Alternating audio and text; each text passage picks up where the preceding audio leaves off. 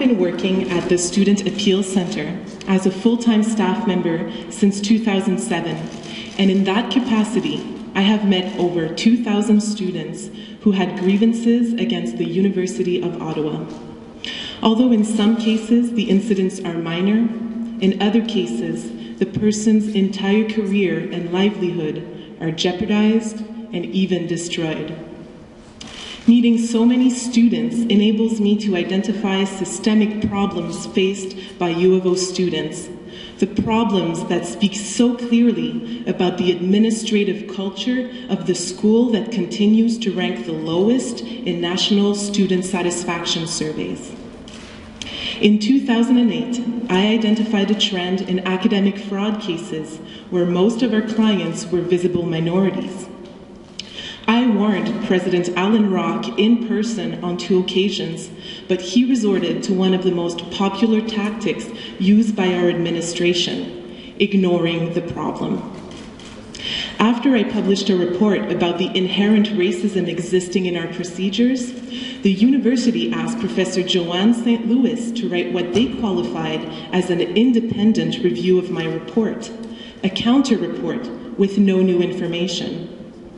Although she qualified her work as independent, we obtained Freedom of Information documents accessible on our website showing that Ms. St. Louis worked closely with the administration in preparing her work, going as far as sharing her draft with President Alan Rock and following the administration's directives with regard to media outreach.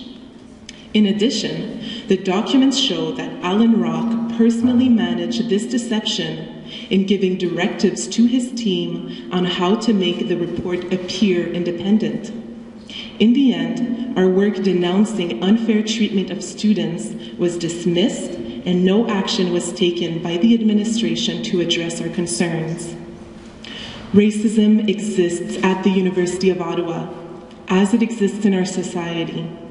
Yet the University of Ottawa continues to resort to 2 main tactics in dealing with complaints of racism: denial and blaming the victim.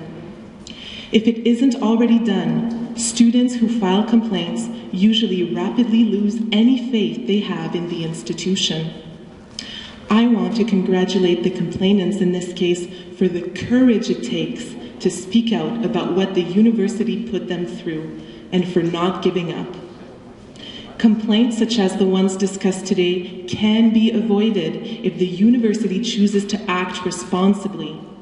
I hope that days like today will encourage the university administration to opt for a more ethical way of dealing with students' grievances, rather than to play politics and try to save face each time a complaint is filed.